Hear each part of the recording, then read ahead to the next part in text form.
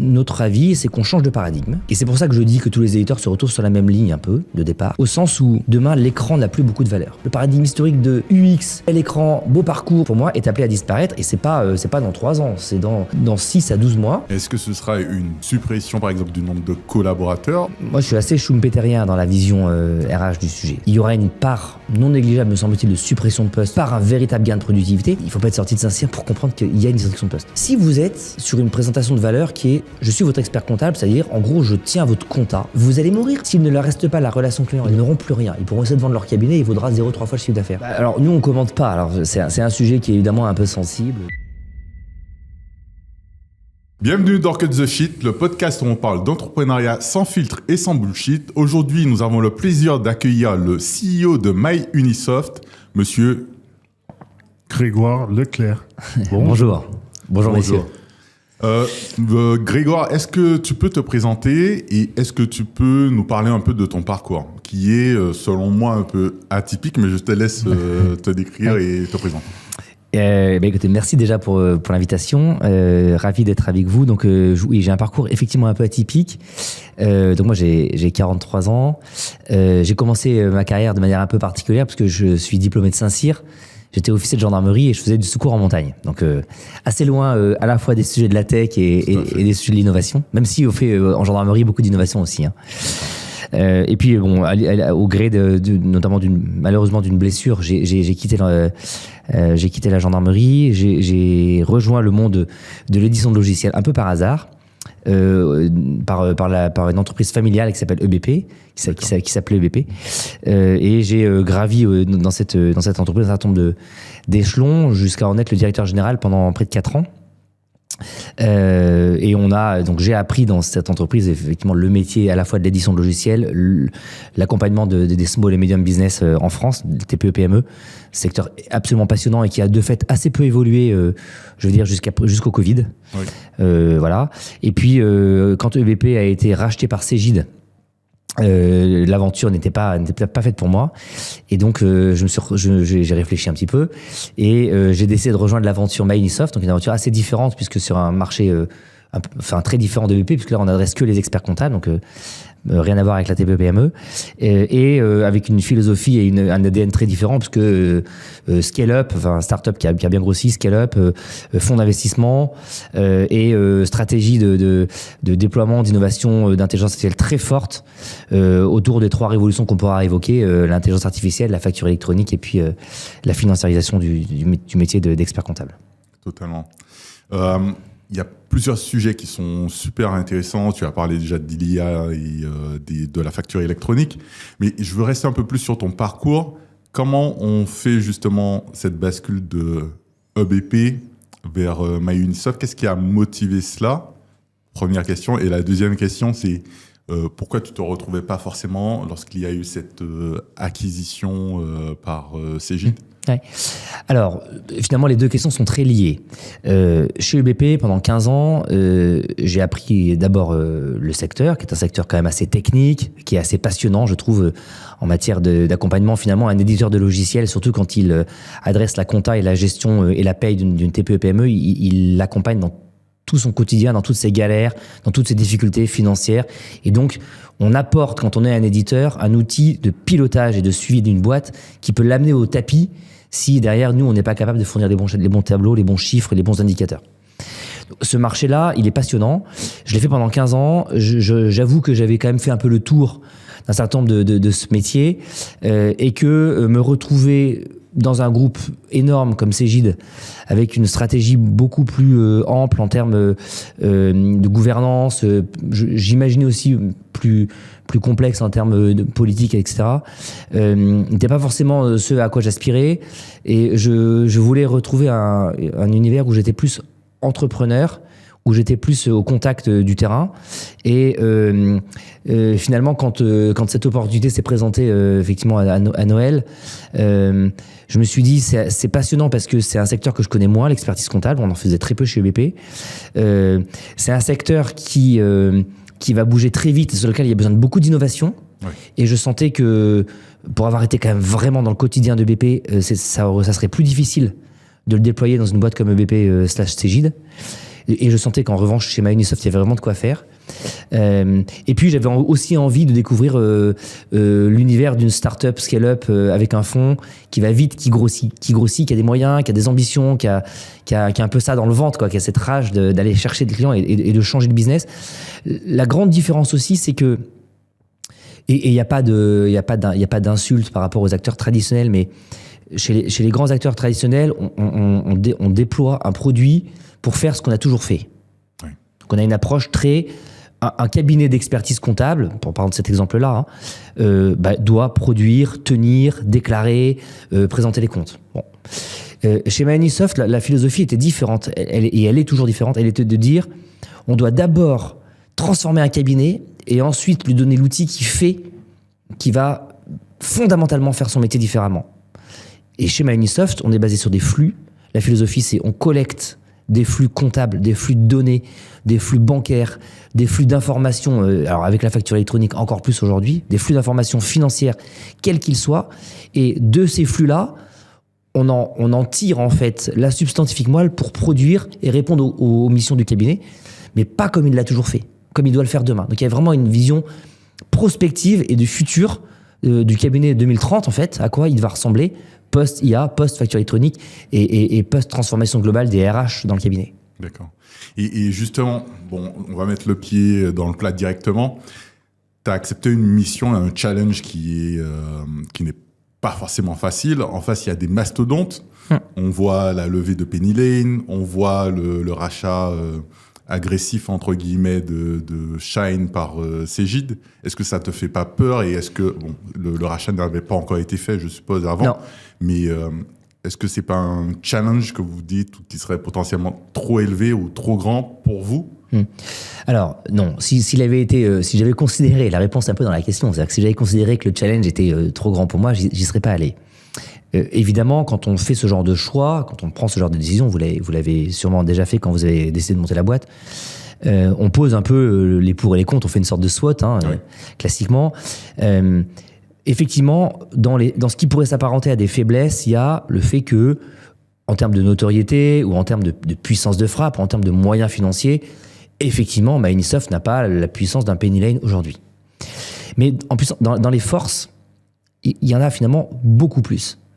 D'abord, il y a un ADN, c'est-à-dire que ça a été fondé par un expert comptable, pour des experts comptables, qui sert un club, qui sert une famille, qui sert qui sert un ordre et une profession. Et aujourd'hui, quand on interroge finalement les experts comptables et la capacité d'un éditeur à les accompagner vraiment en respectant leur profession, c'est MyUnisoft qui ressort en premier. D'accord. Parce qu'il y a une véritable stratégie d'ADN inscrite dans notre philosophie de départ, dans notre histoire, dans notre gouvernance, dans les experts comptables qui pilotent la boîte, qui est très présente et très marquée. C'est de vraies forces. La deuxième, c'est qu'on est petit, mais on est agile. Oui. Et comme je le dis souvent, l'intelligence artificielle, et notamment l'intelligence artificielle appliquée au code, a cette grande vertu que tout le monde se retrouve sur la ligne de départ. Et je pense que c'est extrêmement fort, et c'est une conviction que j'ai ancrée en moi depuis 6 mois, c'est qu'en réalité, qu'on soit un très ancien comme Cegid ou Sage ou Agiris, qu'on soit un très moderne avec beaucoup de moyens comme Penny Lane, ou qu'on soit un très moderne plus petit comme MyUnisoft, en réalité, on est tous repartis sur la ligne de départ le jour où l'IA a remis le code à sa place, c'est-à-dire à la place qu'il aurait toujours dû avoir en réalité, de n'être qu'une commodité et finalement d'une simplicité presque biblique, puisqu'elle est accessible à tous. Et donc, on a cette chance d'arriver à un moment où on peut, en tant que MyUnisoft, faire vraiment valoir nos droits et faire valoir nos forces, nos valeurs, face à tout un tas de cabinets qui se posent encore des questions de choisir quel outil ils vont utiliser demain. Et justement, c'est hyper intéressant ce point sur l'ADN du buy and for. En gros, par un expert comptable pour un expert comptable. Et justement, le métier est en train de changer. Tu as parlé toi-même du fait qu'il y avait une financiarisation de la profession. Est-ce que ça brouille pas un peu les pistes? Ça brouille pas un peu le message et aussi votre mission globale chez MyUnisoft, ou comment vous voyez cette mutation qui est profonde? Alors, il y a beaucoup de questions. D'abord, ce qui est vrai, c'est que Oui, le paysage est en train de changer. Alors, on va pas refaire le dessin 20 fois. Il y a 3 grandes révolutions qui impactent la profession. Il y a évidemment la facture électronique, qui est un peu la cerise sur le gâteau, en fait, de la transformation, puisque c'est elle qui va enfin permettre d'avoir de manière digitale, contemporaine, instantanée, une donnée extrêmement riche pour aller notamment jusqu'à la déclaration de TVA automatique. Bercy s'en cache pas, 2029, déclaration de TVA automatique.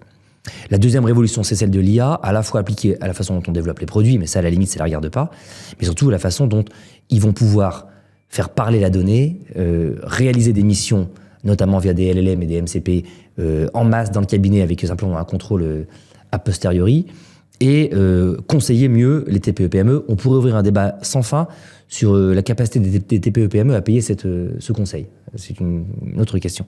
Puis la troisième révolution, c'est la financiarisation. En réalité, elle vient avec. Pourquoi ? Parce que, et ça s'est passé aux États-Unis il y a 10 ans, les fonds d'investissement ont vu que les cabinets avaient une marge déjà importante, très confortable, et que leur thèse, c'est qu'une croissance, une synergie amènera une économie d'échelle et fera que si on agrège, si on consolide des cabinets de plus en plus gros, on arrivera à des marges de plus en plus solides. C'est une thèse à laquelle je ne crois personnellement pas. Mais on verra ce que ça donnera. Ce que ça veut dire, de manière certaine, il y a plein de choses qu'on ne sait pas et personne n'a de boule de cristal pour prévenir l'avenir, mais ce que ça veut dire de manière certaine, c'est qu'en 2028-2029, la morphologie de la mission du cabinet va changer. Effectivement, la tenue, la saisie, on le dit depuis longtemps, mais arrêtez, c'est que ça va se produire enfin à partir de 2027. La mission, la tenue, la déclaration vont devenir de plus en plus anecdotiques et en tout cas de plus en plus automatisées, à tel point que la valeur de ces missions-là va fondre comme neige au soleil. Donc la question qui se pose ensuite, c'est, nous en tant qu'éditeurs, comment on accompagne ce changement ? Alors, la première des réponses, c'est de mettre en place des connecteurs avec tout un tas de startups et d'entreprises comme les vôtres pour élargir la gamme de conseils que le cabinet va pouvoir produire une fois que la mission de tenue, de saisie et de déclaration est réalisée. Pourquoi ? Simplement pour qu'ils puissent reprendre sur le conseil la marge et la valeur qu'il aura perdue sur la tenue. Donc ça, c'est la première chose. Et nous, en tant qu'éditeurs généralistes, qui faisons d'abord et avant tout de la compta et de la fisca, bah on reste dans le cœur de métier. Okay. La deuxième chose, c'est que fondamentalement, et ça répond je pense à ta question, fondamentalement, il faut qu'on aide le cabinet à équiper son client. Ce qu'on dit, c'est que les experts comptables, s'ils veulent garder la main sur leurs clients, oui. Et il y en a d'autres qui l'ont très bien compris dans ce marché, ils doivent devenir les architectes de leur système d'info et notamment de leur facturation. Et ça va au-delà, c'est-à-dire en fait leur facturation, leur plateforme agréée, leur fintech, et donc en réalité remettre le client au cœur des flux comptables et financiers de son système d'info pour que l'expert comptable il soit connecté de manière la plus fluide possible et donc en tire lui aussi la productivité maximale. Et donc ça passe par quoi ? Ça passe par le fait, et ça nous différencie beaucoup des autres éditeurs, ça passe par le fait de donner à l'expert comptable tous les moyens d'équiper son client sans le désintermédier. Donc on ne dit pas au cabinet, nous on va prendre votre base et on va vendre à votre base client une gestion commerciale, une gestion financière, un compte pro, sans que vous n'ayez rien à y voir, sauf à vous connecter à l'outil. On leur dit, au contraire, vous devez rester le médecin de famille de la TPE-PME, vous devez rester à tel point le médecin de famille que vous devez les équiper en gestion commerciale, en facture électronique, en plateforme agréée, en compte pro et tout. Et donc on vous donne, selon des conditions commerciales qui ne concernent que vous, experts comptables, les moyens de les équiper. Voilà. Et ça, évidemment, ça nous différencie beaucoup d'un certain nombre d'acteurs. C'est lié à notre ADN, c'est viscéralement lié à l'ADN de Microsoft. Donc, si on le fait, c'est d'abord parce qu'on veut que les cabinets gardent ce rôle central de rouage, en fait, de rouage central de l'économie française. Et si on les désintermédie, on va les commoditiser sur une plateforme, et un jour ou l'autre, ça finira comme aux États-Unis. Je ne vais pas vous faire des dessins, mais quand une TPE décide de changer d'expert comptable, l'expert comptable n'a même pas son mot à dire. C'est la plateforme qui décide d'opérer ou pas le rattachement de tel ou tel dossier. En 2026, la profession comptable arrive à un tournant avec l'arrivée de la facturation électronique, les différentes ventes de cabinets à des fonds, la consolidation des éditeurs. La profession va considérablement changer. Pour nous, le sujet principal, et c'est aussi le cas de l'avis de beaucoup d'entrepreneurs, sera le financement de vos clients. Et pour atteindre un bon niveau de satisfaction et de création de valeur, pour trouver les bons financements au bon moment pour vos clients, nous mettons à votre disposition Moriarty. Moriarty, c'est une plateforme qui va vous aider à identifier l'ensemble des dispositifs publics disponibles, mais aussi à préparer le dossier permettant d'obtenir ces dispositifs. Moriarty, pour vous. Une question peut-être un peu provocatrice, mais elle est volontaire, parce qu'on voit des fois dans des commentaires, notamment je passe beaucoup de temps sur LinkedIn, des experts comptables qui disent faire entrer un fonds, c'est peut-être changer l'ADN de la société. Est-ce que c'est le cas? Et quelle est la part, entre guillemets, à part sur le fait d'être potentiellement plus agressif sur l'IA, d'innover, voilà, quelle est la part ou l'impact du fonds dans MyUnisoft, en fait? Oui. Alors, moi, je ne crois pas beaucoup aux grandes règles générales qui disent quand il y a un fonds, c'est systématiquement comme ça, quand il n'y en a pas, quand c'est familial, etc. Bon, tout ça est assez, je pense, assez généraliste, c'est souvent assez faux. Nous, on a 2 points qui ressortent de l'expérience que j'ai depuis maintenant 15 mois chez Mahu. Le premier, c'est que oui, le fonds nous a aidés à grandir, à nous industrialiser, à nous structurer. Le fonds nous a apporté une grosse culture cyber. Le fonds nous a donné des moyens pour aller chercher plus de visibilité, plus de connexions avec un certain nombre d'opérateurs dans la tech, autour de l'IA. On a notamment des partages d'expériences entre boîtes du portefeuille qui nous permettent de voir comment les uns et les autres avancent sur telle ou telle bonne pratique dans l'IA. Et ça, on n'aurait pas pu l'avoir, évidemment, sans le fonds. La deuxième chose, c'est que l'ADN, de toute façon, c'est les dirigeants, le fonds et les actionnaires historiques qui le portent. Ce qui s'est passé chez MyUnisoft, c'est que les 130 cabinets historiques de MyUnisoft sont restés actionnaires. Ils sont tous restés. Il y a eu exactement 7 cabinets qui sont sortis pour départ à la retraite. D'accord. Donc, tous les autres sont restés en croyant au projet. Et aujourd'hui, 40% du capital appartient aux experts comptables. Ils sont représentés au conseil de surveillance. Ils sont sollicités dans les clubs utilisateurs. On a 4 clubs utilisateurs pilotés exclusivement par des experts comptables qui, chacun sur la roadmap fiscale, comptable, gestion client, gestion interne, donnent leur avis et font évoluer la roadmap. D'accord ? On a des rendez-vous trimestriels où on leur présente le produit et on écoute leur remontée en disant qu'est-ce que vous attendez, qu'est-ce qui va bien, qu'est-ce qui va pas, comment vous voyez l'évolution à moyen terme. Et tout ça, et puis bien sûr, ils sont ambassadeurs. D'accord. Ils sont ambassadeurs de la marque. Au congrès, vous pouvez venir voir au congrès, hein, et dans tous les événements d'ailleurs de la profession, au congrès, toute démo est réalisée par à la fois un expert MyUnisoft et un expert comptable. Et c'est à 2 voix qui présentent le produit et qui présentent la vision, l'expérience de l'utilisation, la façon dont ils veulent ensemble, le sachant produit et l'expert comptable externe, amener le produit dans les prochains mois et les prochaines années. Donc tout ça, en fait, est une histoire de volonté et de stratégie et de clarification de la ligne. Je pense qu'elle a toujours été claire dès que HG est rentré. Régis Samuel, qui a fondé MyUnisoft, avait dit, posé les conditions de l'arrivée du fonds.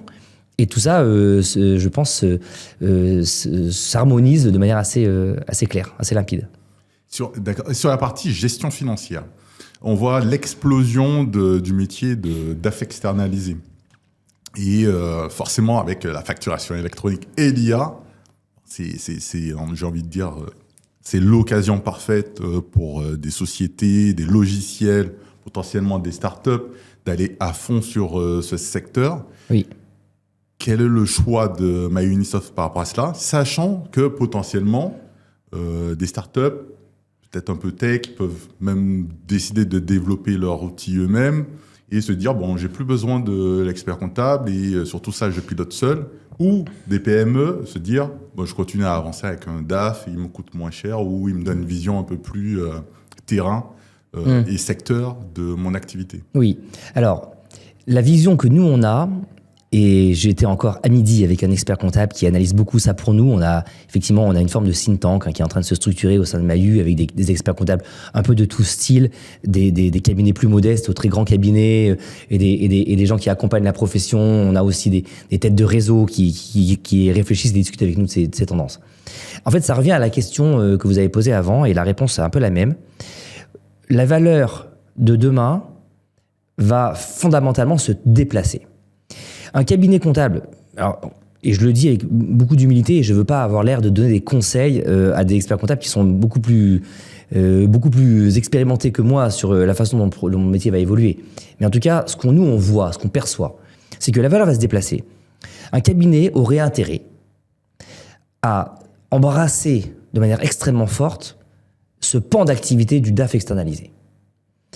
Pourquoi je dis ça? Parce que si vous êtes sur une présentation de valeur qui est « je suis votre expert comptable », c'est-à-dire en gros je tiens votre compta, vous allez mourir parce que forcément cette compta n'a plus besoin d'être tenue par quelqu'un qui sait la tenir, si ce n'est vérifier les déclarations de TVA et signer les comptes, d'accord, qui est effectivement une mise en responsabilité de l'expert comptable qui signe les comptes. Mais si en revanche vous dites « moi je suis ton DAF externalisé », c'est-à-dire je t'aide à piloter ta boîte avec des rendez-vous mensuels où pendant 2 heures, je m'assois à côté de toi, maçon, boulanger, patron de web agency, ce que tu veux. On s'assoit, on regarde les grands indicateurs, on regarde ton BFR, on regarde ton tableau de trésorerie, on regarde pourquoi tes marges se sont écoulées ce dernier mois. On regarde si dans les futures commandes qui arrivent, il y a des choses qui peuvent éventuellement mettre en péril ta trésorerie à moyen terme et que moi, en tant qu'expert comptable d'affaires externalisées, je peux écrire à la banque pour prévenir de l'incident éventuel de paiement ou de la ligne de crédit dont j'ai besoin. Là, on change la physionomie. C'est-à-dire qu'on passe de l'expert comptable régalien. En fait, on passe, et ça fait 20 ans que la profession le dit, on passe du comptable à l'expert. Oui. Et donc, on passe de la mission régalienne qui, en réalité, barbe tout le monde. Et dans la tête des TPE-PME, que pour le coup, j'ai beaucoup accompagné pendant 15 ans, pour une obligation assez infertile, parce que finalement, c'est quoi? C'est, ok, je présente des comptes, mais je sais même pas les lire, j'ai payé pour ça, c'est une obligation, il faut le faire. Donc on passe de ce monde-là, d'un monde assez comptable, à un monde d'expertise, en fait, d'expertise en gestion, de stratégie financière et commerciale, où là, l'expert reprend sa place, encore une fois, de médecin de famille. Et donc, c'est ce qu'on appelle le DAF externalisé. Donc, on l'appelle en fait comme on veut. Et la réalité, c'est que je pense que tous les cabinets n'iront pas vers cette appellation, peut-être, mais en tout cas, ils iront vers cette mission. Et ouais, je serais très étonné qu'à 2030, il n'y ait pas 80% des cabinets qui aient, en tout ou partie, cette carte dans leur offre de service. Il y a un autre sujet qu'on a évoqué, justement, c'est l'aspect réglementaire. La mission d'expertise comptable est optionnelle puisqu'on peut tenir ses comptes soi-même, mais dès lors que l'on l'externalise, il faut passer par un expert comptable. Est-ce que vous avez aussi dans votre roadmap de développement déjà anticipé des évolutions réglementaires qui créeraient de nouvelles missions? Parce que certes, il y a la technologie qui avance, mais il y a aussi ce cadre-là et on sait parfois décrié européen qui crée de nouvelles obligations. On sait qu'on a eu par le passé, et même si ça s'est affaibli, tout un sujet sur l'écologie, la responsabilité sociétale et environnementale. Est-ce que c'est un sujet que sur lequel il y a une veille stratégique aussi chez Mayou? Alors, ma réponse va être plutôt assez prudente pour plusieurs raisons. La première, c'est que en tout cas, dans ma première année de présence au sein de Microsoft, ma priorité, ça n'a pas été de réfléchir à cet axe-là. Pourquoi? Parce que, on avait une grosse pression sur le fait de déployer notre propre PA. Je rappelle qu'on a développé entièrement 100% des lignes de code de notre plateforme agréée parce qu'on voulait rester souverain et parce qu'on voulait donner à l'ensemble de nos experts comptables une plateforme globale dont on maîtrise la propriété et le business model, forcément. Et que notre deuxième priorité, ça a été de consolider beaucoup cette gestion commerciale, c'est ce qu'on appelle la gestion financière chez nous, pour que, encore une fois, j'ai expliqué 20 fois ça, mais que l'expert comptable puisse adresser le client sur l'ensemble de sa chaîne jusqu'à la facturation finale. Dans nos réflexions de moyen terme, il y a quelques pans qui couvrent ce sujet. On a beaucoup travaillé en partenariat avec notamment une start-up sur le sujet RSE. RSE, CSRD, etc., etc. Bon, vous savez comme moi ce qui s'est passé avec la directive Omnibus et le coup de frein majeur qui a été donné ces derniers mois à cette mission-là, qui par ailleurs est effectivement un peu une mission régalienne quand même, avec une valeur ajoutée dont je pense on percevra les effets dans les 5 prochaines années. Pour moi, c'est quelque chose qui va revenir. D'accord. Ouais, je pense vraiment. Mais aujourd'hui, il y a un momentum sur le marché qui n'est pas là. Donc on a fait le choix de s'associer avec effectivement cette start-up pour répondre à un certain nombre de sujets et de cas d'usage notamment en liant correctement notre production avec leur outil, mais sans prendre de position plus forte que ça pour l'instant. Et puis par ailleurs, toujours dans cette logique de conseil, on a dit et on réfléchit à élargir notre couverture à d'autres types de métiers qui sont quand même assez connexes, bien que très proches. Typiquement, aujourd'hui, on couvre très mal la mission juridique. La mission juridique, alors bien sûr, on peut tout dire derrière la mission juridique, mais il y a des missions juridiques qui sont très simples, qui sont quasiment automatisables, notamment les assemblées générales ordinaires, dont 80% de la matière sort de la compta, parce qu'il s'agit quand même de présenter des comptes et de prendre des résolutions qui correspondent quand même au report à nouveau, la distribution des bénéfices, etc., et qu'on ne traite pas bien, typiquement aujourd'hui, voilà, qu'on pourrait mieux traiter. On a le même sujet sur la consolidation, qui est un autre sujet qui est très connexe à la compta, qui est souvent un peu technique, enfin très technique, qui n'est pas forcément opéré par tous les cabinets, mais qui par ailleurs, là aussi, pose des questions de productivité, de lien sans couture entre une production et sa conso. Enfin, je veux dire, ça coule de source. Hein. Consolider des comptes, si on est obligé de les exporter en Excel pour les remettre dans le petit conso, il y a un moment donné où quand même, ça sera plus possible. Voilà. Tout à fait. Ok, très bien. Et j'ai un sujet aussi que vous avez abordé sur le sujet de la valeur globalement dans ce secteur et globalement avec l'arrivée de l'IA.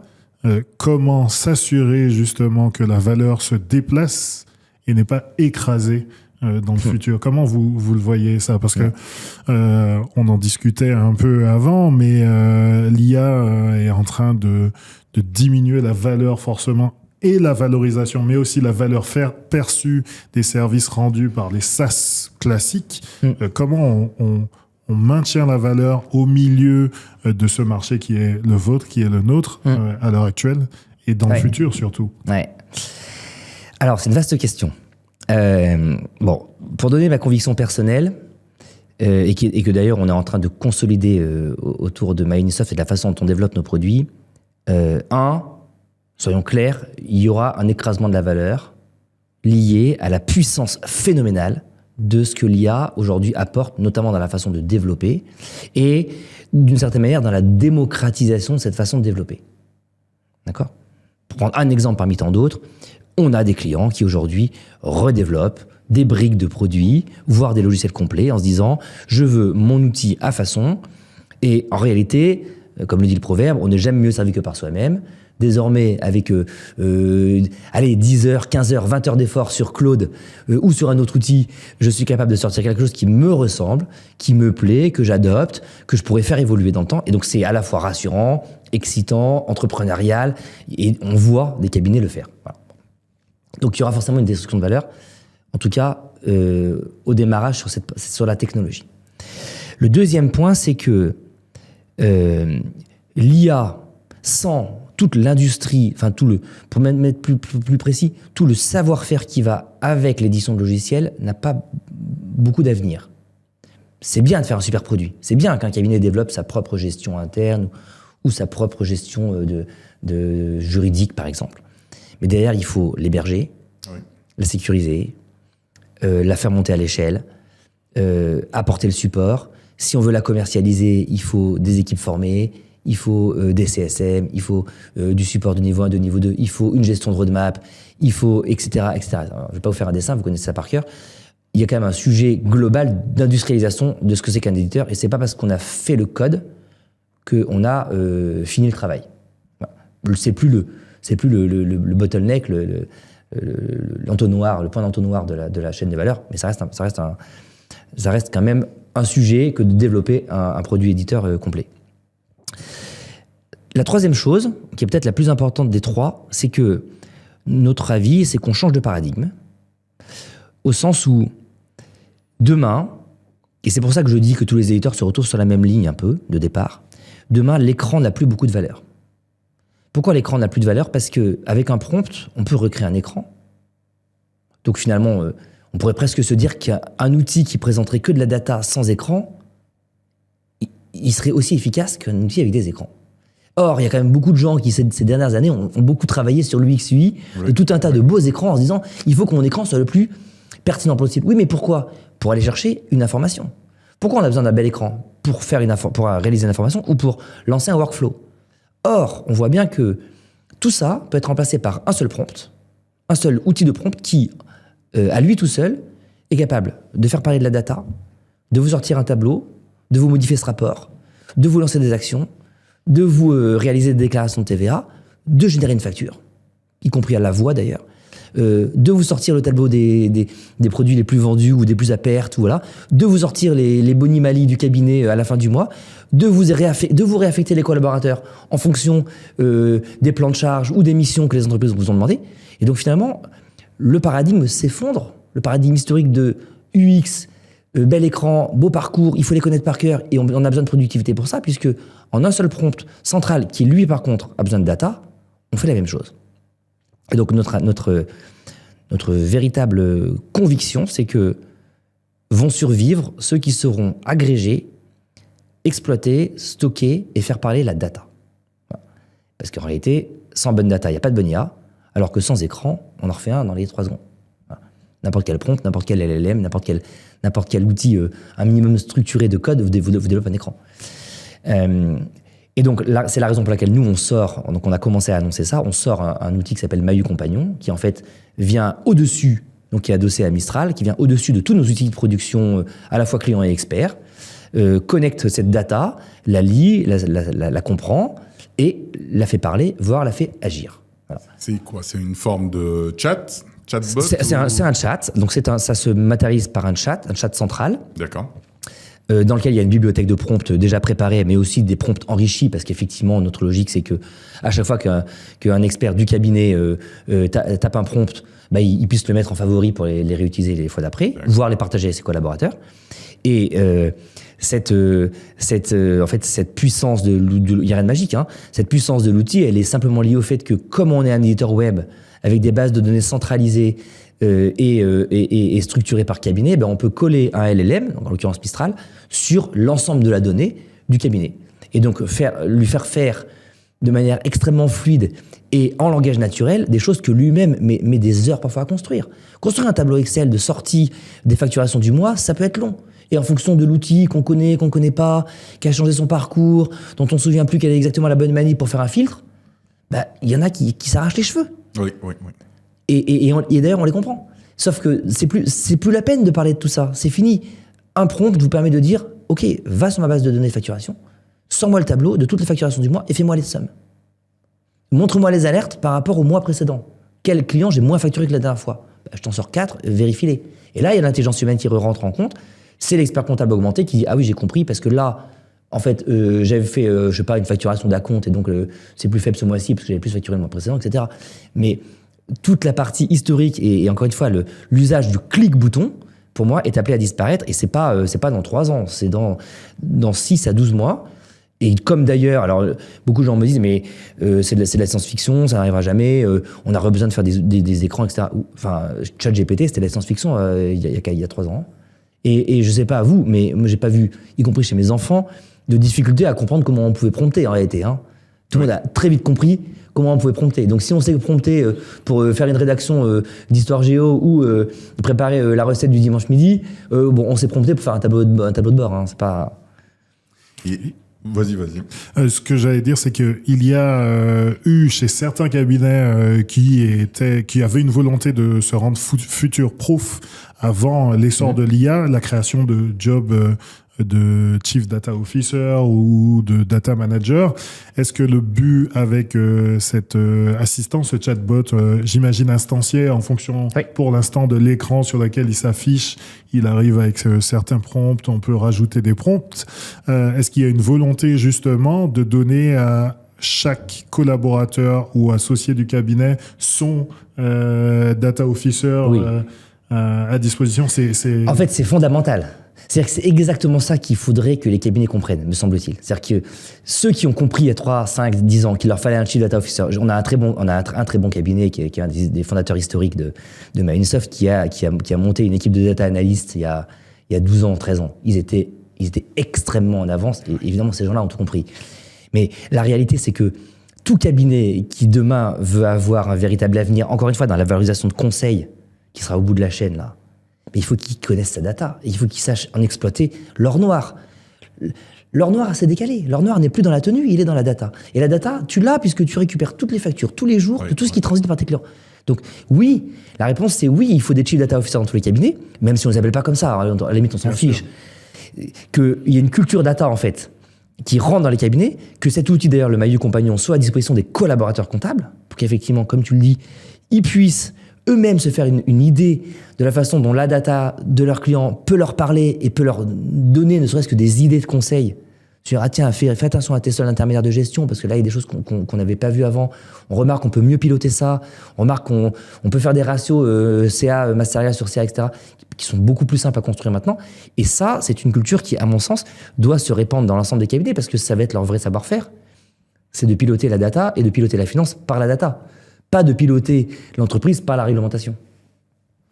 Récemment, on a vu qu'il y a un vrai sujet autour de la sécurité de la data et de l'utilisation des données via l'IA. Comment c'est géré chez Maillu Unisoft et en quoi vous distinguez potentiellement des autres acteurs? Oui. Alors, d'abord, avant de répondre à cette question, je redis, et j'essaierai de redire ça jusqu'au dernier jour de ma carrière professionnelle, tout le monde doit rester très humble, et nous, en tout cas, c'est notre cas, par rapport à la sécurité, par rapport à la cyber, par rapport à toutes les attaques qu'on rencontre. On a des attaques régulières, comme tout le monde d'ailleurs. Moi, je touche du bois, ça tombe bien, on est sur une table en bois, on n'est pas une attaque qui arrive un jour à aller plus loin que ce qui est envisageable. Et heureusement, on a beaucoup d'investissements et encore une fois beaucoup d'accompagnement, y compris de notre fonds d'investissement, sur tout ce qu'on met en place en termes de cybersécurité. Maintenant, comment on traite ça? D'abord, on fait beaucoup d'investissements. On essaye d'être le plus irréprochable possible en matière de normes ISO 27001. De fait, comme on a une plateforme agréée, on a passé cette norme ISO 27001 et on a notamment dans nos équipes des personnes qui sont complètement accrochées au fait de maintenir un très haut standard de cyber et notamment d'ISO 27001 chez Maillu. Donc ça, c'est la première chose. La deuxième, c'est que nous, on a une grosse fibre, là aussi, c'est un peu notre ADN de départ, une grosse fibre souveraineté. On a énormément de cabinets qui nous demandent de la respecter fortement. Nous, on y croit beaucoup et on pense qu'on n'a pas à rougir, même si parfois c'est pas toujours aussi simple. On n'a pas à rougir par rapport aux acteurs, notamment américains, sur et l'hébergement et les sauvegardes et les stockages. Donc aujourd'hui, on est 100% français. D'accord. On est OVH, Dassault Systèmes. On a quelques hébergements à froid en Europe. On ne quitte jamais l'Europe. D'accord. Donc c'est vraiment une souveraineté très forte qu'on assume, qu'on revendique. On dit voilà, nous c'est 100% français, la façon dont on opère les systèmes. Nos LLM, c'est Mistral, donc c'est là aussi 100% français. Nos lignes de code sont 100% chez nous, donc on ne sous-traite pas ni le moteur fiscal, ni l'APA, ni rien du tout. On développe 100% avec nos développeurs.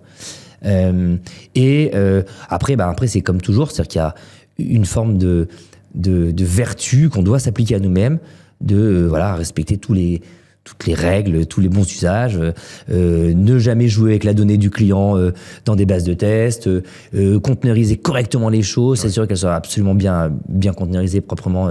Et pour le coup, OVH nous aide bien à le faire. Et puis jusqu'à présent, nos systèmes n'ont jamais été mis à l'épreuve au point ni d'avoir une fuite de données, ni d'avoir une attaque avec un pirate qui rentre. Et est-ce que par rapport aux cabinets avec qui vous collaborez, est-ce qu'ils viennent vous voir par rapport à des questions similaires? Parce qu'on voit beaucoup de sociétés, des experts comptables tester des solutions, ça peut être Claude, ça peut être ChatGPT et autres. On en discutait notamment avec M. Charrier.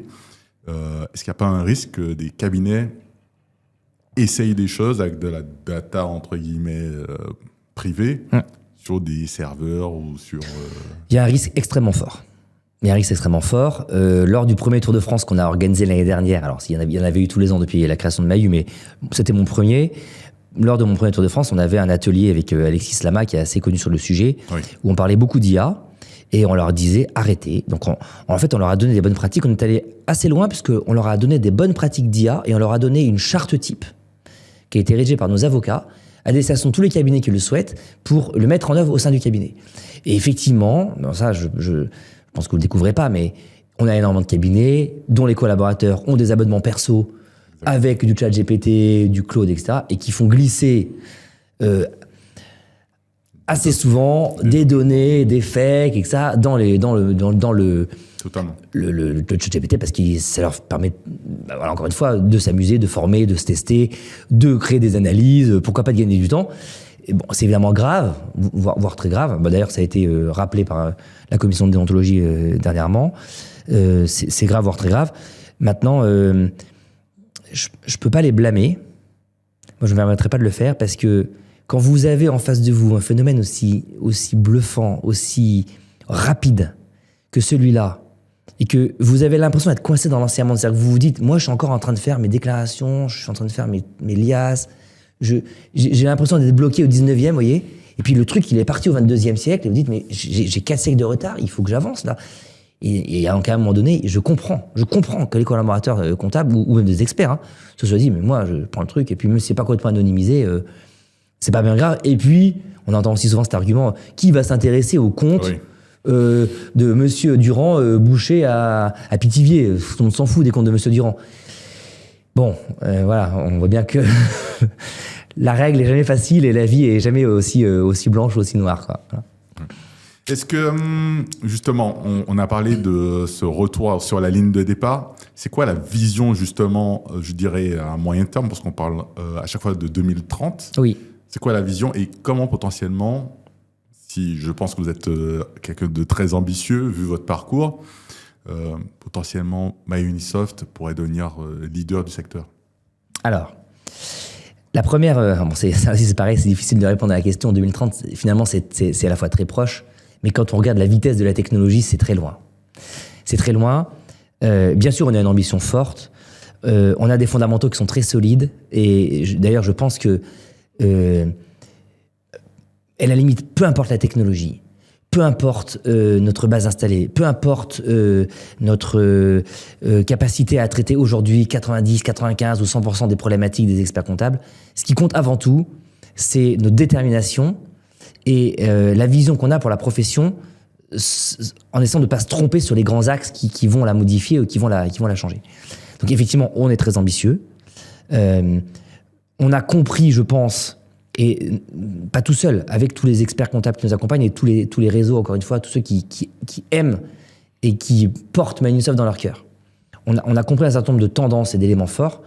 Et donc la vision, elle est simple. 2030, MyUnisoft, ce sera une plateforme vraiment globale et complète qui couvrira l'ensemble des sujets, à la fois de production et de tenue client, de suivi client, de gestion du client, jusqu'à la partie gestion interne, juridique, des verticaux comme peuvent l'être le bâtiment, l'immobilier, etc. Ça sera évidemment une plateforme, alors je ne vais pas dire sans écran, mais en tout cas 100% administrable par des LLM. Ça, c'est clair. Ça sera évidemment une plateforme, comme elle l'est déjà aujourd'hui, mais ça sera encore plus le cas demain, extrêmement ouverte en termes de data. C'est une philosophie chez nous. On a 280 connecteurs API. Chaque fois qu'on fait des fonctions, on se force à les mettre dans les API. Et pourquoi on fait ça? Parce que cette data n'est pas la nôtre. Et si, encore une fois, les experts comptables ont confiance dans MyUnisoft, c'est parce qu'ils savent qu'on ne va pas utiliser cette data contre eux. D'accord. Cette data, elle est à eux. On est petitement des opérateurs de data. On peut être des hébergeurs de data. On est évidemment des orchestrateurs de data. Mais en aucun cas, nous sommes des propriétaires de data. Cette data, elle est à l'expert comptable et éventuellement, enfin, et souvent d'ailleurs, aussi à son client. D'accord ? Et donc, il faut que nos API permettent de l'exploiter et qu'on leur donne les moyens d'exploiter cet or noir du cabinet qui est vraiment la data. Donc ça, c'est la vision 2030. En tout cas, c'est une vision de produit, techno et de prise de marché qui fait que oui, on peut être extrêmement fort, notamment parce qu'on ne trahit pas la profession et on leur donne la capacité de vraiment d'accompagner leurs clients sur l'ensemble de la chaîne. Et après, ça peut aller plus loin. Quand on a accompagné la TPE-PME sur sa facturation, ben, on peut l'accompagner sur une partie de son financement, encore une fois avec l'expert comptable. On peut l'accompagner sur des verticaux plus poussés. On peut l'accompagner sur la gestion commerciale, CRM, gestion de stock, notes de frais, voilà, donc assez loin. On peut l'accompagner avec des startups comme vous sur tout un tas de métiers connexes qui aujourd'hui soit ne font pas, soit font de manière beaucoup trop manuelle. Donc en réalité, vous couplez la data, l'IA, les API et l'écosystème et vous avez à la main de la TPE-PME des dizaines, des centaines d'outils qui leur permettraient de gagner un temps fou dans des choses qui font mal ou qui font pas. J'ai une question assez intéressante. Je vois qu'on partage des sujets communs. L'expert comptable qui est médecin de famille, qui démultiplie les points de rencontre et les interactions avec son client. Peut-être une absence d'écran, ou en tout cas pas au sens où on l'entend à l'heure actuelle, peut-être pour présenter au client, mais pas pour gérer. Oui. Est-ce qu'il ne faut pas créer un stéthoscope pour ce médecin de famille, et est-ce qu'il n'y a pas une brique hardware en dur qui va être commercialisé par MyUnisoft ou un autre éditeur de logiciels, justement pour garantir qu'on arrive à capter de la data de manière souveraine, la récupérer à tout moment, par exemple en rendez-vous client, avec son accord et évidemment avec RGPD. Est-ce qu'il n'y a pas justement un côté où on va sortir de ce monde des écrans et des ordinateurs classiques et aller vers peut-être du spatial avec un petit outil qui permette de capter de la data complémentaire échangée entre l'expert comptable et ses clients? Alors, ce qui est vrai, c'est une bonne remarque. Alors, c'est très visionnaire, c'est peut-être un peu futuriste. Ce qui est vrai, c'est que on va gagner avec la facture électronique beaucoup d'informations et on le sait. D'ailleurs, à mon avis, beaucoup trop d'informations dans cette facture qui vont transiter dans les systèmes d'information, qui vont arriver chez l'expert, qui va mettre en production, qu'on va renvoyer au portail public de facturation, qui va permettre de faire de la TVA. Bon, tout ça va être une masse assez énorme d'informations et de données. Bon, charge à tous les éditeurs et à l'écosystème global comptable et financier de France d'en tirer la meilleure valeur. Je pense qu'on peut tous ensemble se faire confiance là-dessus.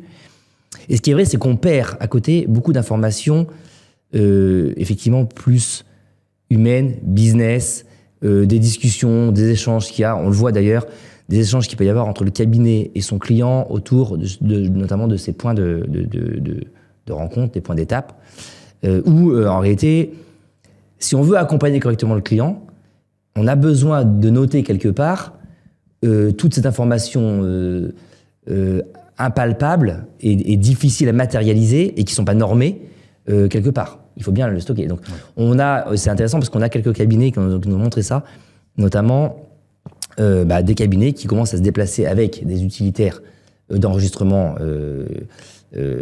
permettant d'enregistrer la conversation et d'en tirer les enseignements par IA pour, lors du rendez-vous bilan, noter les informations business actuelles du quotidien qui sont partagées entre le client et son expert. Et ça fait partie, en fait, du stéthoscope du médecin de famille. C'est à la fois, voilà dans le rétroviseur, tout ce que j'ai vu sur tes comptes, et puis toi, dans le futur, ah bah attends, j'ai des symptômes, j'ai un gros client qui va me lâcher, j'ai une grosse commande à faire qui va me coûter cher, j'ai un collaborateur qui m'amène au prud'homme, j'ai 10 000 euros de dommages à payer, etc. Donc tout ça, c'est des informations, effectivement, qui sont sensibles, qui peuvent aider le cabinet à enrichir sa mission de conseil. Et d'ailleurs, c'est pas nouveau dans les métiers du conseil de manière plus globaux qu'on peut trouver dans les grands cabinets de conseil, etc.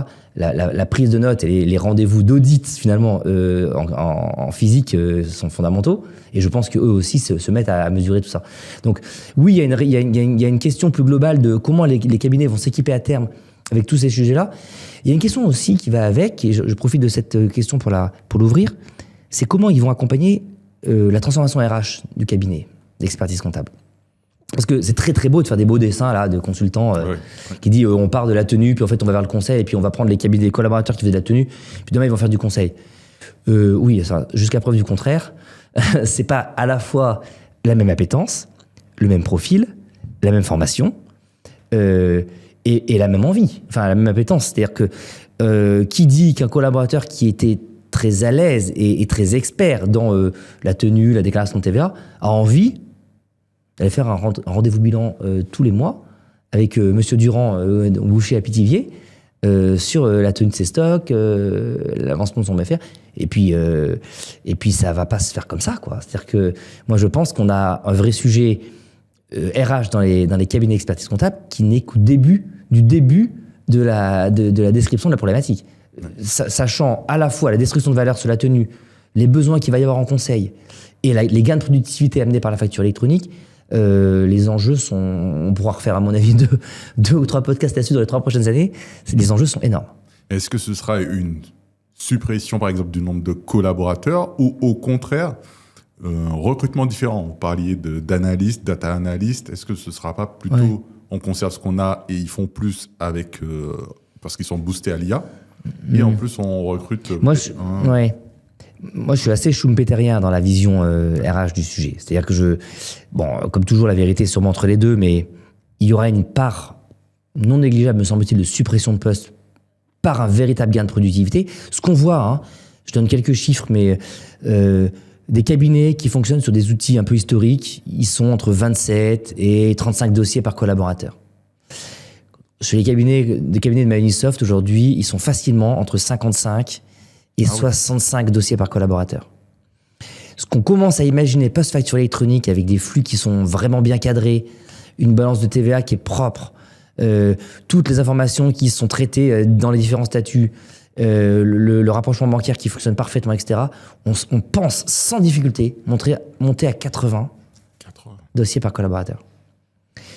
Alors évidemment, là encore, c'est des grandes moyennes. Si vous avez un dossier très important d'une grosse PME, vous en avez 3, bon, pas de sujet. Mais en moyenne, dans la profession, on voit bien, on part d'un historique à 35, 40, on arrive à 55, 60, 65 chez nous, et on arrive à 80.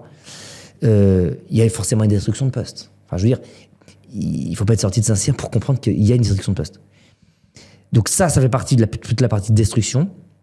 La partie plus schumpeterienne de l'affaire, c'est que oui, on va recruter, on le voit, des data scientists, des welcomers pour aider l'implémentation des outils de gestion dans les cabinets. Il va y avoir effectivement des recrutements de type plutôt jeunes consultants, conseillers en gestion, voilà. Et puis on a tous les métiers pluridisciplinaires qui gravitent maintenant de plus en plus autour du cabinet, parce qu'il y a toute la partie assurantielle, il y a toute la partie gestion de patrimoine, il y a toute la partie juridique, il y a la partie avocat et confrères. Il y a des cabinets qui lancent des véritables solutions. Là, c'est pareil, c'est un métier tout nouveau. Des solutions de recouvrement avec du BPO. Et ça, c'est très nouveau. Alors, pareil, typiquement, voilà, si on parle d'une transformation d'un poste, je pense qu'on peut assez facilement peut-être arriver à transformer un profil d'un collaborateur comptable à un profil d'un collaborateur comptable qui passe sur des missions de tenue du poste client, de recouvrement, etc. Ça, c'est des choses qui peuvent se faire. C'est plus difficile de passer sur un sujet de welcomer avec une véritable relation client, limite d'intégrateur dans la TPE-PME. Ça, c'est moins simple. D'accord. Et en préparant le podcast, justement, on a vu un sujet qui revient, c'est le sujet de BP. Déjà, ce qui m'a frappé, c'est que normalement, même à Station F, nous, il y a souvent des histoires juridiques, mais ça sort pas forcément. Ma première question serait déjà, pourquoi c'est public? Comment ça se fait que ce soit, entre guillemets, public? Et qu'est-ce qui a, selon vous, déclenché, entre guillemets, tout cela? Alors, nous, on commente pas. Alors, c'est un sujet qui est évidemment un peu sensible. Nous, on commente pas trop on a la consigne, et c'est normal d'ailleurs, de ne pas commenter les affaires judiciaires. Il y a une affaire judiciaire, effectivement. Alors, c'est pas d'ailleurs BP, hein, c'est plus une affaire judiciaire entre Cegid et Microsoft. D'accord. Concernant, en fait, le point essentiel, c'est que et c'est comme ça que je l'expliquerai, parce que je ne veux pas m'étaler sur le sujet plus que ça. Le point essentiel, c'est que le projet EBP dans Cegid était un projet qui ne pouvait pas correspondre à 100% des collaborateurs de BP. Pour d'ailleurs les raisons que j'ai déjà exprimées, on rentre dans une structure qui est très grosse, qui est très structurée, qui est parfois un peu lourde, qui a beaucoup de force, mais aussi quelques faiblesses. Et quand on est dans une logique très entrepreneuriale, où on a envie de prendre à bras-le-corps toutes les révolutions qui arrivent et de se dire, mais on ne peut pas rester dans un monde où la structure elle-même nous empêche d'avancer vite, il est normal que des collaborateurs se soient dit, j'ai potentiellement un avenir ailleurs. Voilà. Et ça relève à la fois de la liberté des collaborateurs de se dire, moi je pars ailleurs, ça relève de la liberté des collaborateurs de dire, je suis un certain nombre de directeurs et de managers qui m'ont potentiellement inspiré par le passé. j'espère à ma petite échelle avoir essayé d'inspirer un peu un certain nombre de collaborateurs pendant ces 15 années chez EBP, et j'essaie de faire la même chose aujourd'hui. Alors il y a vraiment toujours il y a des gens qui sont très alignés avec ça, et d'autres qui le sont moins. Bon, et que effectivement, quelques collaborateurs aient décidé, notamment de me suivre dans cette nouvelle aventure, finalement, c'est pas surprenant. Voilà. Alors après, chacun tirera les enseignements qu'ils voudront. La justice tirera bien sûr ses enseignements. On est très serein par rapport à la situation. Ça ne nous empêche ni de nous développer, ni de faire 57% de croissance l'année dernière chez MyUnisoft, et d'avancer avec, encore une fois, toute notre détermination et toute notre énergie. C'est clair. On voit chez plusieurs éditeurs de logiciels la partie un peu bancaire est essentielle par rapport au développement. Est-ce que c'est un sujet également chez Mahu ? Oui.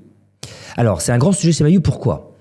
Je vais essayer d'apporter une réponse qui est très simple, et je le dis maintenant de plus en plus pour bien expliquer. Nous, ce qu'on appelle l'embedded finance, en fait la finance embarquée, ou la fintech de manière plus globale, on n'en fait pas pour en faire.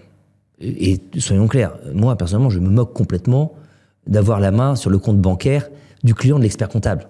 C'est pas ça qui va nous faire vivre, notre business model n'est pas basé là-dessus. En revanche, ce qu'on dit juste, c'est qu'il faut remettre le gérant, le dirigeant, le patron d'entreprise au cœur des flux financiers. Et d'ailleurs, tout le monde l'a compris. C'est-à-dire qu'à la fois, les éditeurs de logiciels l'ont compris. Pourquoi ? Parce qu'on a besoin, en instantané, de connecter cette information bancaire avec cette information de gestion. Les cas d'usage sont classiques. Si mon compte pro, il est sous ma main, moi, je fais un rapprochement et un lettrage en instantané parce que ma facture, elle est collée à l'opération qui a été déclenchée par le compte pro. Et donc, tout le monde y gagne. Tout le monde y gagne en termes de temps. Et donc, les cas d'usage, c'est je peux payer une facture de fournisseur directement depuis mon compte pro, et je peux me faire payer mes factures clients sur mon compte pro. Voilà.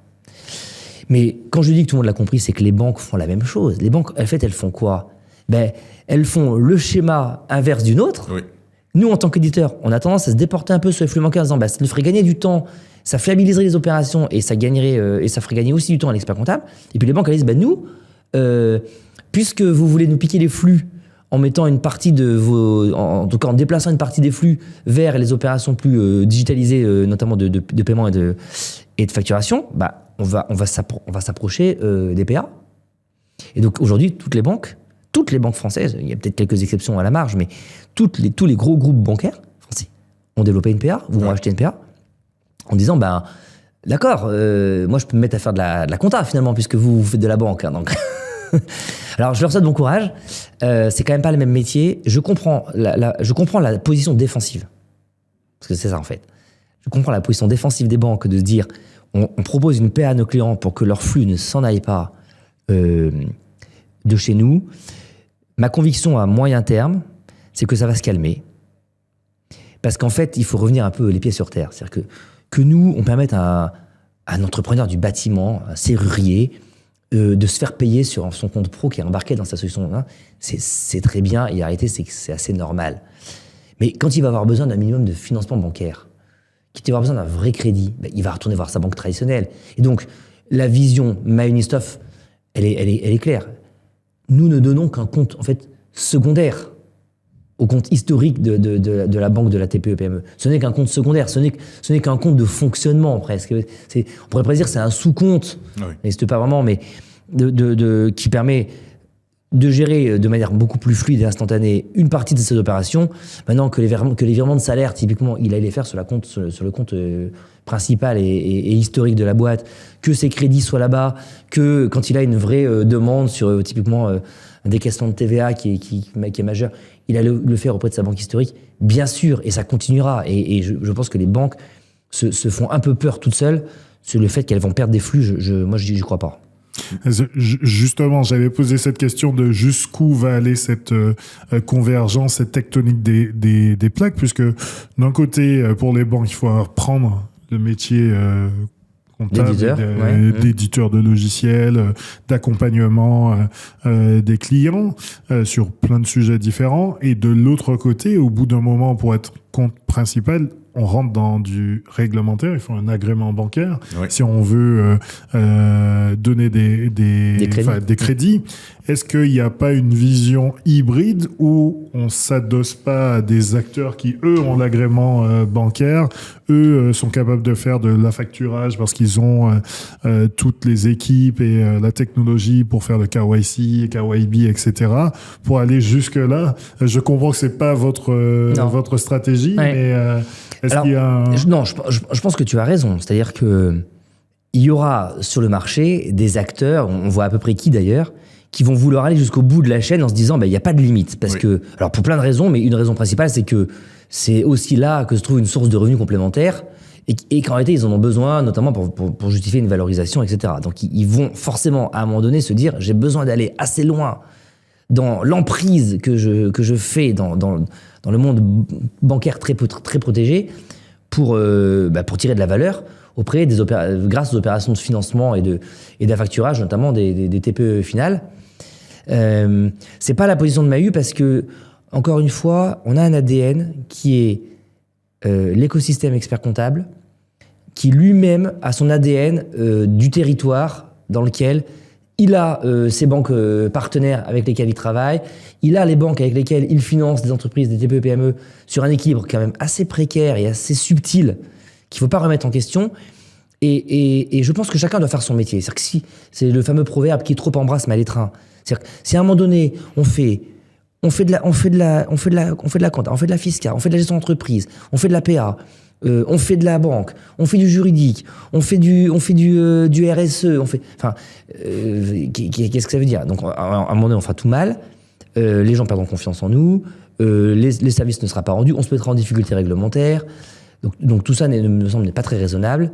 Et on n'a pas besoin de ça, en fait. On a besoin de bien faire notre métier, de pousser au fond. Et Dieu sait s'il y a des choses à pousser en termes de cas d'usage, en termes de productivité, notamment en termes d'IA, en termes de verticale. Je veux dire, c'est sans fin, les verticales. Sans pour autant avoir besoin d'aller vraiment manger la plate-bande bancaire, notamment sur la partie crédit et financement.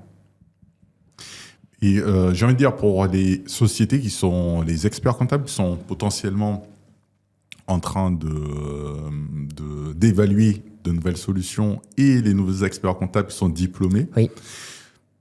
Pourquoi potentiellement, justement, ils devraient venir vers MyUnisoft? Qu'est-ce qui vous distingue? Je sais que vous avez déjà parlé préalablement pas mal dessus, mais qu'est-ce qui serait fondamental et intéressant pour eux, cette vision Mahu? En fait, je pense qu'il y a 3 points forts. On les met souvent en avant, mais on a 3 valeurs. Je les répète parce qu'effectivement, c'est important de marteler un peu ça, mais d'abord, il y a un respect de la profession. Il y a un véritable respect de la profession dans la gouvernance, dans l'écoute qu'on a, dans l'absence de désintermédiation.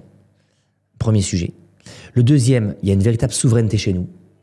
Si on pense à l'avenir, si on pense à la géopolitique mondiale, si on pense à l'avenir et à la fierté qu'on a d'avoir un pays qui est fort en technologie, qui sait amener des choses utiles et efficaces, on doit travailler à cette souveraineté. Et je pense que pour le coup, un expert comptable, plus que tout autre professionnel, devrait penser à ça, me semble-t-il.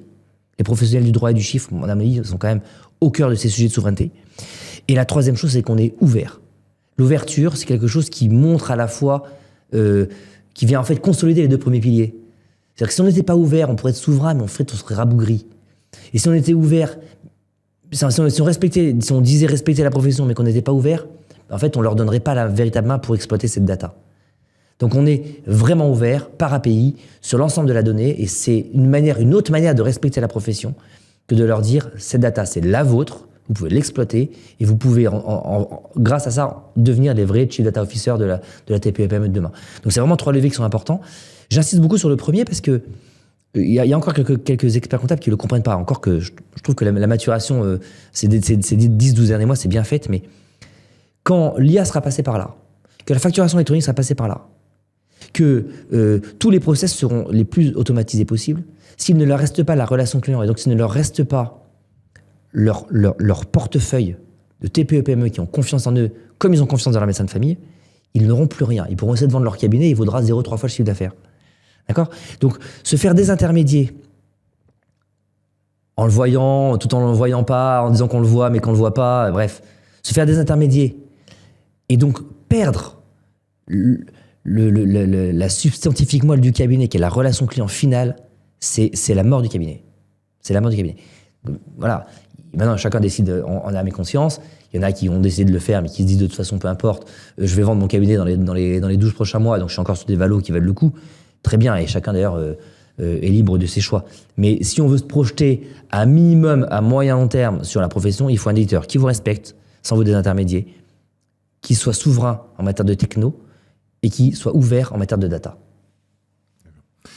Ce sera quoi le sujet du prochain congrès chez MyUnisoft? Est-ce que ce sera toujours la même chose ou est-ce que vous aurez des petites, entre guillemets, surprises où vous allez Alors, bien sûr, on a des surprises. On en a beaucoup autour de l'IA, bien sûr, un peu comme tout le monde, mais j'ai dévoilé quand même pas mal de choses. Donc on ira, je pense, assez loin au congrès autour du Mahu Compagnon.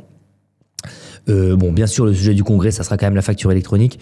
J'ai quand même, au fond de moi, une petite inquiétude sur la maturité globale du marché. Je ne parle pas de la maturité de l'expert comptable. Je pense que l'expert comptable, de manière générale, est plutôt le professionnel le plus mûr et le plus prêt aujourd'hui à absorber cette révolution.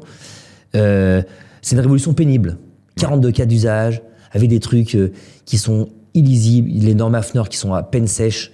On nous demande déjà de les appliquer. Un taux de déploiement quand même dans les cabinets et surtout dans les TPE-PME qui est quand même encore très très bas. Moi, j'ai une petite inquiétude au fond de moi pour septembre 26. Alors après, le gouvernement, le ministère notamment des Finances est rassurant en disant on va vous laisser jusqu'à Noël pour essayer d'embarquer le maximum de TPE-PME. Mais quand on regarde un peu les pays voisins, notamment la Belgique, qui avait un modèle plus simple que le nôtre et qui sont péniblement arrivés à 55% de déploiement le jour du premier gong, c'est inquiétant parce que nous, on a une réforme beaucoup plus complexe, avec un schéma Y qui est quand même assez subtil. On a beaucoup d'acteurs, on est à 133 PA, je crois, à date, Oui. dont 108, 110 qui sont définitivement immatriculés. Donc ça fait quand même beaucoup de travail d'interopérabilité pour nous. Exactement. Et ça, c'est coûteux. Voilà. Donc ça veut dire qu'on va pas forcément pouvoir le faire. Donc j'ai une petite inquiétude quand même autour de ça. On parlera beaucoup de ça au congrès, évidemment. En plus, c'est à Paris, donc c'est assez central par rapport au centre de pouvoir. Et j'espère qu'on va pas vers quelque chose qui pourrait être très déceptif. Voilà. C'est un peu mon point. Parce que clairement, si on n'arrive pas à déployer de manière massive à 12 mois la facture électronique, ben en fait, il va y avoir des trous de... Enfin, les gains de productivité qu'on estime ne vont pas être là. Ouais. Oui. Voilà. Mais est-ce que c'est aussi... Est-ce que c'est clair au niveau des sociétés? Est-ce que on vend, entre guillemets, les avantages de cette facture électronique? Parce qu'on a l'impression que c'est encore un acte administratif de plus. Oui. Est-ce que le côté positif, potentiellement, tu pourras contester plus vite qu'il n'a pas reçu ta facture? Oui. On a eu le cas récemment. Non, j'ai pas reçu. Vous avez envoyé comment? Ce sera clair. Est-ce que ça, par exemple, là, évidemment, je garde en tête que c'est la réception de la facture électronique Oui. dans un premier temps. Mais est-ce que la vision de tu auras ta facture, tu auras la visibilité sur tout et tu pourras aller plus vite et faire tes réclamations, ton recouvrement plus vite. Est-ce que cette vision est mise en avant? En fait, alors, je vais faire une réponse de Normand. Oui et non. Peut-être bien que oui, peut-être bien que non. La politique gouvernementale et la campagne gouvernementale, je trouve, est assez bien vue sur la fin des galères. Donc en fait, la fin des galères, ça veut dire quoi? Ça veut dire effectivement la fin des pertes de factures, ça veut dire la baisse du délai de règlement, ce qui est quand même un vrai sujet dans un certain nombre de TPE-PME. Quand on est à 45 jours, 60 jours, 70 jours de délai de paiement, on a quand même un vrai problème de trésorerie dans l'entreprise. Donc ça, c'est les 2-3 points forts qui sont quand même, je trouve, assez bien valorisés et qui apparaissent plus ou moins clairement, pour être honnête avec vous, aux yeux des TPE-PME.